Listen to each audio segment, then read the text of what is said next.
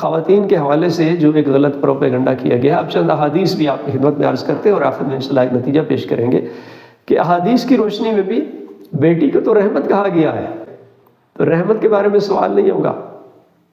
اور یہاں تک حدیث میں پیغمبر اکرم اسلام نے ارشاد فرمایا ہے کہ جس گھر میں پہلا بچہ بیٹی ہو جائے اس گھر میں کبھی فقر نہیں آتا۔ یہ برکت ہے، عورت کا وجود، بچی کا وجود، گھر میں بچی کی پیدائش باعث برکت ہے۔ اور یہ پیغمبر نے کبھی احادیث بیان فرمائی ہے جس معاشرے میں عرب کے جاہل لوگ اور بدو و کافر و مشرکین مکہ اپنی بیٹیوں کو زندہ درگور کر دیتے تھے، اور جس کے ہاں بچے کی پیدائش ہونے والی ہوتی تھی وہ پہلے سے گڑھا کھود کے رکھتا تھا کہ اگر بیٹی ہوگی تو اس گڑھے میں اس کو دفنائیں گے، اس معاشرے میں، اس جاہل معاشرے کو رسول نے بتایا بھی ہے کہ بیٹی رحمت ہے اور دکھایا بھی ہے۔ حضرت سیدہ فاطمہ الزہرا کا احترام کر کے بتایا ہے کہ بیٹی کا مقام کیا ہوتا ہے، وہ اگر اللہ کے راستے پہ چل پڑے تو مریم بن جاتی ہے، وہ زہرا بن جاتی ہے، وہ خدیجہ بن جاتی ہے، وہ حضرت زینب بن جاتی ہے۔ تو لہذا پیغمبر کریم اسلام کی تمام احادیث میں، ایک اور حدیث میں اللہ کے رسول نے جو ارشاد فرمایا، البنات ہن المشفقات المجہزات المبارکات،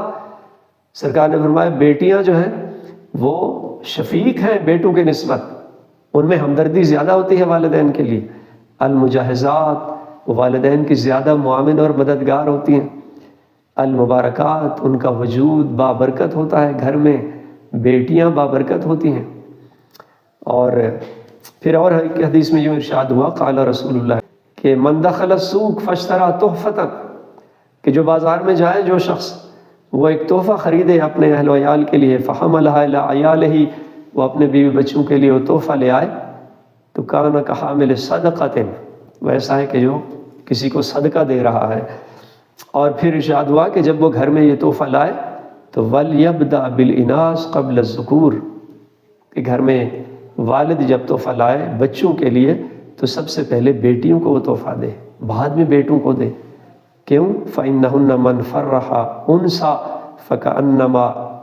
عَتَقَ رَقَبَةً مِّن وُلْدِ اسماعیل، سرکار نے فرمایا کہ جو بھی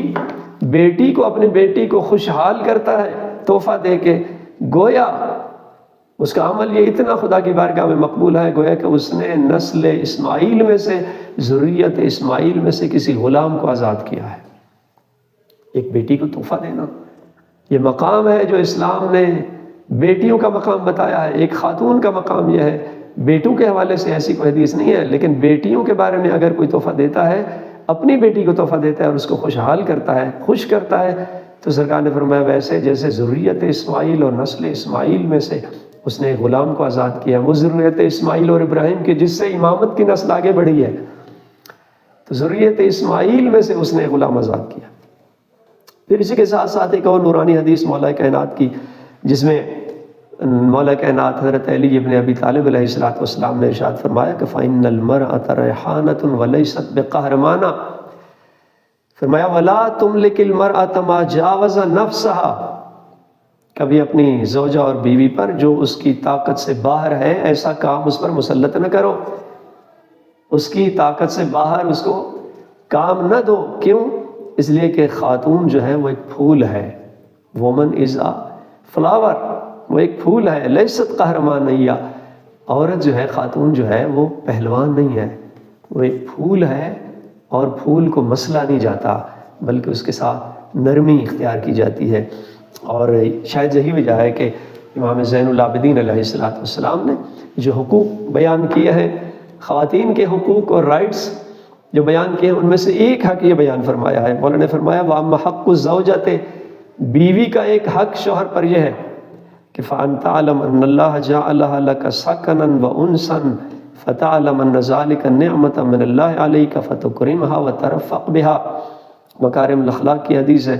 کہ جس میں مولانا ارشاد فرمایا کہ ایک زوجہ اور بیوی کا حق شوہر پر یہ ہے کہ بس تو جان لے کہ اللہ تعالیٰ نے اس زوجہ کو تیرے لیے سکون کا ذریعہ بنایا ہے، شوہر کے لیے سکون کا وسیلہ اور ذریعہ اس کی زوجہ ہے، اور انس کا ذریعہ بنایا ہے کہ ایک شوہر اپنی بیوی سے مانوس ہوتا ہے۔ فتعلم، پس تو جان لے، ان ذالک نعمۃ من اللہ علیک، یہ زوجہ جو ہے شوہر کے لیے خدا کی طرف سے ایک نعمت ہے، فتکرمھا، پس اس نعمت کا اکرام کرو، عزت کرو، احترام کرو، وترفق بہا، اور اس نعمت الہی کے ساتھ نرمی سے برتاؤ کرو، سختی نہ کرو۔ تو یہ ساری احادیث جو مقام عورت کا بتا رہی ہیں، تو ہمیں تو یہ لگتا ہے مجھ حقیر کے تو جو میں نے احادیث آیات دیکھی ہیں اور اس حوالے سے قرآن کی آیات میں اور احادیث اہل بیت علیہ الصلوۃ والسلام میں جو غور کیا ہے، تو مجھے تو یہ لگتا ہے کہ اسلام نے مردوں کی نسبت عورت پر زیادہ اسلام مہربان ہے، اور جو مقام عورت کا بیان کیا ہے، لہذا اس حوالے سے ایک غلط پروپیگنڈے کا ہم شکار ہیں۔ مثلا بہت سارے اعتراض ہوتے ہیں، چونکہ وقت کم ہے، زیادہ یہ ہماری گفتگو اس ویڈیو کلپ میں طولانی نہ ہو جائے، بس اشارہ کر دیتا ہوں کہ اسلام نے تو ماں کا جو مقام بیان کیا ہے،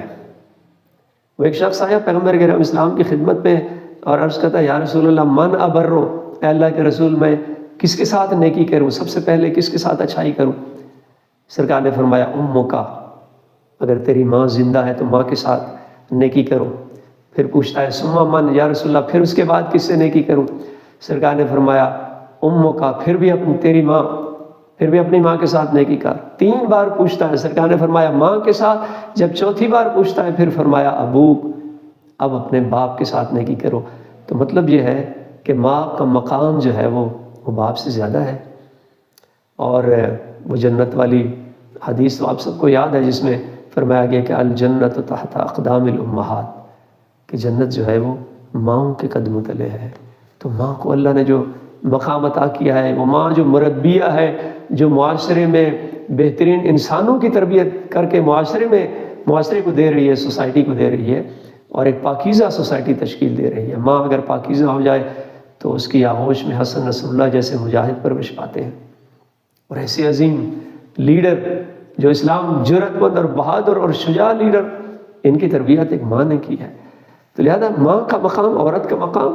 بہت بلند ہے۔ لہذا مغرب زدہ معاشرہ جو مغرب سے متاثر ہوتا ہے، چونکہ اسلام کا مطالعہ نہیں ہوتا ہے ایسے لوگوں کا، قرآن نے کیا کہا ہے خاتون کے بارے میں، احادیث میں کیا ارشاد ہوا ہے، ائمہ اہل بیت علیہ السلام نے کیا رہنمائی فرمائی ہے، چونکہ ہمارے لوگوں کا مطالعہ نہیں ہوتا ہے، اس لیے اگر مثلا ایک اعتراض ہی ہوتا ہے مغرب کی طرف سے کہ عورت جو ہے وہ اسلام نے اس کو ناقص المیراث بنایا، کہ اس کا حصہ کم ہے میراث میں، مرد کا حصہ اس کے ڈبل ہے۔ تو اس کی بھی وجہ ہے، اس کی وجہ یہ ہے کہ نفقہ جو ہے عورت کا وہ مرد پر فرض کیا ہے اسلام نے، کمانا مرد نے ہے، تو جب مرد نے کمانا ہے تو حصہ بھی اس کو ڈبل ملنا چاہیے۔ اگر ڈبل حصہ نہ ملے تو یہ مرد کے ساتھ ظلم ہے، اور اسلام کا نظام جو ہے وہ عادلانہ نظام ہے۔ لہذا یہ مرد کے اگر ڈبل ملتا ہے تو اس کمانے کی وجہ سے اس کو یہ اسلام نے یہ صلہ دیا ہے۔ تو ورنہ عورت پر، بیوی پر کوئی کمانا واجب نہیں ہے، کوئی سختی نہیں ہے۔ اسلام نے نہیں کہا کہ عورت خود جائے اپنا کمائے، نہیں، وہ گھر میں بیٹھے اپنے بچوں کی تربیت کرے، اور اس کی نان و نفقہ سارا اس کے شوہر پہ ذمہ ہے، اس پر واجب ہے۔ یا پھر اسی طرح سے کہا جاتا ہے کہ عورت جو ہے جناب ناقص العقل ہے، کبھی اسلام نے عورت کو ناقص العقل نہیں کہا۔ ناقص العقل سے مراد یہ ہے کہ اللہ نے اس کی تخلیق ایسی کی ہے کہ اس کے احساسات اور عاطفہ والا پہلو جو ہے وہ غالب ہے اس کا، اور یہ احساسات اور عواطف اس کے عقل پر کبھی غالب آ جاتے ہیں، جس کی وجہ سے اور حکم ہے اسلام کا کہ خاتون جو ہے، عورت جو ہے وہ جج بھی نہیں بن سکتی، قاضی بھی نہیں بن سکتی، کہ اس کے پیچھے اس کی فلسفی یہ ہے، حکمت یہ ہے کہ احساس اور عواطف کا غلبہ ہوتا ہے، اور یہ احساس اور عواطف کا ہونا بھی اس کا کمال ہے۔ اگر یہ احساس و عواطف خاتون میں نہ ہوتے تو بچوں کی اتنی مشکلات کو کیسے برداشت کرتی؟ وہ جو مشکل لمحات میں اپنے بچوں کی پرورش کے لیے خود اپنی اتنی زحمتیں برداشت کرتی ہے، لیکن بچوں کو ان زحمتوں سے دور رکھتی ہے، تو یہ وہ اللہ نے اس خاتون کی تخلیق ایسے کی ہے، اس کے اندر وہ احساس اور محبت اور عاطفہ والا پہلو رکھا ہے کہ جس کی وجہ سے ورنہ ایک دن اگر مردوں کو دے دیا جائے کہ آپ بچوں کی پرورش کریں تو یہ مرد ایک دن بھی نہیں کر پائیں گے، یہ تنگ آ جائیں گے۔ گھر میں اگر تھوڑی دیر زیادہ بچہ رونے لگ جائے تو مرد چیخنے لگ جاتا ہے، لیکن وہ خاتون ہے، اللہ نے اس کی خلقت ایسے کی ہے کہ وہ بچوں کا رونا بھی برداشت کرتی ہے، راتوں کو جاگنا بھی برداشت کرتی ہے، بچوں کو سلاتی ہے، خود جاگتی ہے۔ تو یہ اسلام نے عورت کو جو مقام عطا کیا ہے، اور امام خمینی نے اسی حوالے سے فرمایا تھا کہ ایک خاتون کے دامن سے اور پہلو سے انسان معراج پہ جاتا ہے۔